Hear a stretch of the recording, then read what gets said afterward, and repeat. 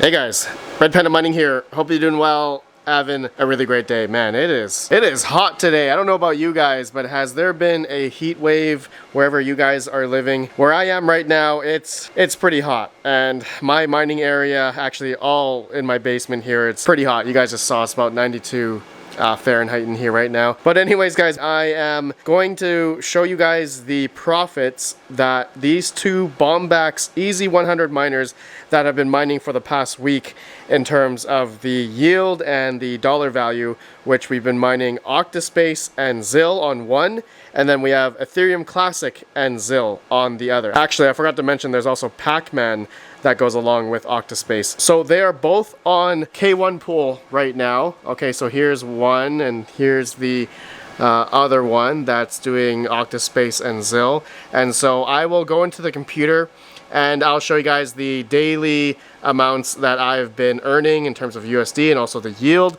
on OCTA, and this one's on ETC and ZIL, and I will show you guys the yield and profits on these ones that I have been mining over the past week. Okay, so I just wanted to compare these two. There's a little bit of hash rate difference on both of them, but that's obviously due to Silicon Lottery. And just to show you guys the power consumption too, I am running one on 120 volt and the other one on 240 volt. And I just realized I do have the KS0 Ultra on the 120 volt. So oh my God, that is hot. Oh, I just burned my finger, man. This is, hold on a sec. I don't know about you guys, but my KS0 Ultra is hitting up on the outside there 71, almost 72 degrees Celsius. So yeah, the top of this thing was just burning. In case anyone wants to see the temperatures of these Bombax miners, they are, let's see if I go way in there. Okay, the aluminum plate is right there on the right, and then on the left there is the hash board. So the temps on that is about 68 to 69 degrees Celsius. Let me check the other one real quick. Yeah, that one is also 68, 69 max. Okay, and the temperature readings on these two right now are about, I think, over 70, 71 degrees Celsius in the web GUI. So, I mean, that makes sense. I'm a little bit hot in here. Anyways, let me unplug the KS0 Ultra, and I'll just see how much power the Bombax takes by itself. Okay, so on 120 volt, it's 783 watts. On the 240 volt or 223 volt, 752 on the other Bombax. Okay, so just showing you guys the difference there. Obviously, 240 volt is going to be, you know, more efficient for mining. That's always the preferred method of mining instead of, you know, 110 volt. Okay, anyways, guys, let me go into the computer and we'll talk about how much these things have earned over the past week. Okay, guys, so I'm in the computer now. Here we are. I'm showing you both the K1 pool workers here, the dashboards for both of the EZ100-Cs. So right now on the pool side, it's showing 4.28 gigahash on one, 3.89 on the other. Now I've seen these fluctuate like from up to 4.4 down to 3.2, 3.6 gigahash and 3.9. And vice versa. Same thing on the other EZ100-C here. And so it's fluctuating a lot, but otherwise it seems like it is showing, or it is mining correctly at the pool most of the time that I've been seeing according to the yields here. Okay, so let's go through the profits here now. Okay, just to show you real quick, I do have some other stuff here I want to talk about regarding the DAG size and the memory size of these Bombax EZ100-Cs. And as well as Zilliqa, I do have an announcement here that they are going to move to proof of stake potentially by the end of this year. We're going to talk about that and also just talk about some other coins that this thing could potentially mine and not mine, obviously due to the VRAM size. But yeah, we're going to talk about all that in a second. But thank you to yesmining.io for sponsoring today's video. If you guys are looking for any ASIC miners or even their Bombax EZ100-C, please watch this video in full before you make a decision to purchase one of these. And just do your own research as well. But if you want to use coupon code RPM, you get another $50 off. Link down below. Okay, so let's go through the profits numbers first before I talk about ZIL going to POS here. All right, so the past 5 days here. Okay, so let's say June 29th. Okay, I got a full day right here. So which one did better? Okay, well, it looks like the ETC ZIL one made out 31 cents more than OCTA, Pac-Man, and ZIL. Okay, you guys can see here, $8.20 here, 8.51 on the ETC ZIL. I did notice here, okay, the ZIL earned on the ETC one is up a little bit here by 10 ZIL. Now, I don't know if that's because of the variance of the hash rate that I've been seeing. I mean, you can actually see, right? You guys can see this orange line here does go up and down a bit here. And my internet went down at this point here. You can see right here and right here, it went down at the same time. So that's why there's a blue line going down this way. So that's because of my internet. Sorry about that. Anyways, they only have a 15-minute average and also then a 2-hour average. You guys can see the 2-hour averaging showing here is about over 4 gigahash on this miner, and they're advertising at 3,800 megahash. Jerry from Bombax, I talked to him. He did say these miners, they wanted to release them with a little bit more hash rate on them. And so they're kind of binned a little bit higher than what they're advertised. So I thought, oh, that's cool. Okay, but otherwise, though, they do only have 5.18 gigabytes of RAM, which I'll get into later in a second.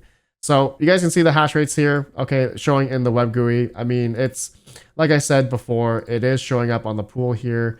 And if I refresh it here, it does vary. See, now look, it went back down to 3.56 gigahash, 3.67 gigahash. But I'm thinking that's also because K1 pool, I feel like it kind of reports slowly. It's also showing the hash rate for ZIL, which we all know it's mining ZIL about a minute to 2 minutes every hour. So that's why I said there's kind of a variance here of showing the hash rate on the pool. And I think that's what also coincides with the variance here of when it switches over. Okay, I'm not quite sure of the variance of Pac-Man here, if it's merge mining with Octaspace, but I know that it is, you know, kind of like dual mining in a sense, or it's not mining Octaspace at the same time. It switches over to ZIL, and then when that minute or minute and a half is done, it goes back to either ETC or Octaspace. Okay, so you can see there. But yeah, I've earned a little bit more here. Okay, but looking at the other days here, $8.10 on June 28th, $7.95 on the ETC ZIL. So it looks like this one did a little bit less on the 28th, but on the 29th, the ETC ZIL one beat the Octaspace one. So there's some days here that, you know, switch off. I'm guessing that could be, you know, potentially hash rate switch over, or maybe just the pool luck as well. K1 pool luck factor is also a factor regarding, you know, my yields here as well. So going down now, June 27th, a ZIL. Yeah, it looks like, oh, this one, this Bombax EZ100-C did about $1, almost $1 better than the Octaspace one. But as we will go down the June 26th on for a full day here, looks like the Octaspace Pac-Man ZIL did better by like 50 cents there. Okay, and then we have the 25th, and it looks like the Octaspace one did better. So it's like, it's kind of like switching every couple days, and you know, I think that's also, yeah, like I said, the variance in hash rate that is going on ETC, Octaspace, ETC as well. Okay, so that's something to consider, but they're pretty close to each other. Anyways, guys, let's talk about now that you've seen the profitability of the Bombax EZ100Cs, and you know, the power consumption is about 750 watts. Now, let's just talk about, for people that are gonna, you know, decide about maybe buying one of these things. I'm just gonna give you guys the facts here and do what you will with it, but just listen here, okay? So Zilliqa. Now, this was on Cointelegraph. They announced on June 7th, so it was announced a couple weeks ago. I'm just hearing this now, that they are confirming that, according to the network, the new version promises to improve the platform, making it faster, more efficient, and capable of working with other blockchain networks. Okay, this is the version 2 upgrade. Okay, they have this on their website as well, Zilliqa.com. This is their roadmap. And so they said that in Q4, that they are going to do mainnet launch. Network officially switches to Zilliqa 2.0.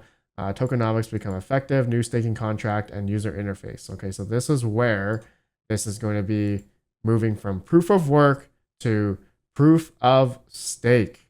Okay, so the network's tokenomics have also updated to support the switch to proof of stake. This change provides attractive and sustainable rewards for those who stake their tokens while also reducing inflation. All right, so no more proof of work. And they said that's going to happen potentially by the end of this year, later in 2024, Q4, all right, which will, they said, deploy in the mainnet later in 2024. So the consideration here of ETC and ZIL, okay, because ZIL's DAG is, I believe, like a 1.02 or 0.110 gigabytes. So if you add that together with ETC, that would be about 4.6, 4.7 gigabytes. So because the memory size is 5.18, those two combined, that the ETC and then ZIL DAG size together, that means it's going to stop, I think, sometime next year. So if ZIL went to proof of stake by the end of this year, then the memory would alleviate that 1 gig or so off of from ZIL, right? That no longer be available, and that would actually happen amongst all the other ETC hash, ETH hash miners that are out there that have, gigabytes of memory. That would then hopefully offload. Now, I wonder if all of these things would need a firmware update. And considering the E9 Pro, I would hope that that would also be fixed as well, in a sense, because that would suck if these things would stop mining or something, or there's a glitch because there's no more ZIL, right? So it's something to think about. Anyways, it's confirmed that ZIL is now going to go to proof of stake. So now we can rest easy that the Bombax, just because it has 5.18 gigabytes, it's only if you believe in ETC, then you'll be able to mine this thing up until like 2029 or something. All right, then I think by that time there'll be plenty of other miners, and these will just be bricks. But that's the life cycle of these ASIC miners. And if we go octaspace, if you do 5.16, for instance, you can still mine up to until January 2030. So which is still a ways away, because as we know, there's no more ZIL anyway, so that's not going to be loaded onto the memory, and so that will alleviate these that to mine all the way up until 2030, 2029 for ETC.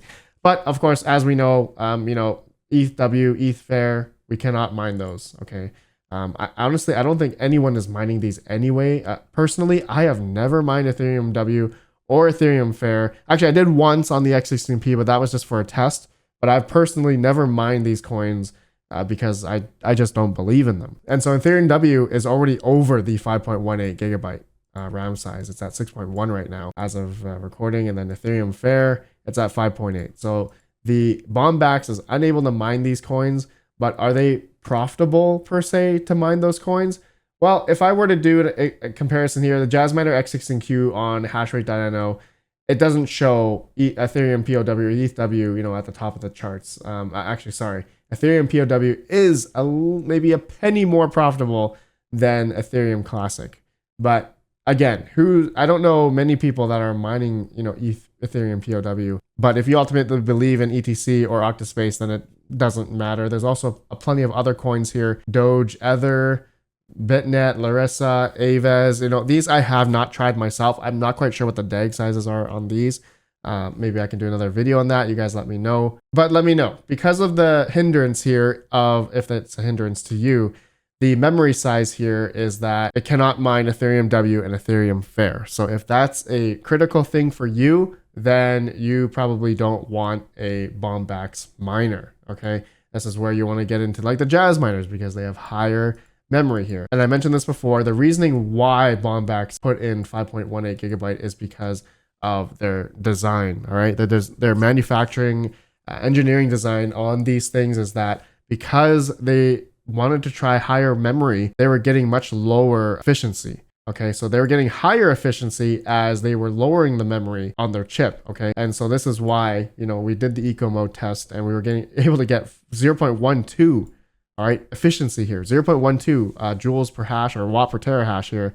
If the X44Q, which is slated to come out next year, 2025, is going to have 0.1 watt per hash. And I'm going to assume this is going to have 8 gigabytes of RAM, because all these other ones do, but time will tell here. But because I haven't heard any confirmed numbers about Jasminer X44P or Q having 8 gigabytes. So, but if you guys have heard something, let me know down below. Okay, guys, so that's really all I wanted to talk about regarding for people that are considering buying one of these Bombax EZ100Cs. I mean, so far it looks pretty decent, right? These things are quite efficient. And just looking at comparing to other models that are currently out on the market right now, I mean, it's almost 2 times more efficient than the Jasminer competitor. Okay, simply because the normal mode, which I've tested, I'm getting over 4,000 mega hash or 4 gigahash on one of these things, and it's providing 0.19 in efficiency. But anyways, you guys can see the leap in efficiency here compared to the Jazz Miner variants here. But it's you know, the X44Q. It is gonna come, but I don't know when. Apparently, the rumor is 2025, so we'll see if that comes about. But for now, Bombax is winning in the efficiency route currently, but it's not winning in the memory side of it. Okay, my friends, let me know what you think about everything and that we talked about here, especially with Zilliqa moving to proof of stake.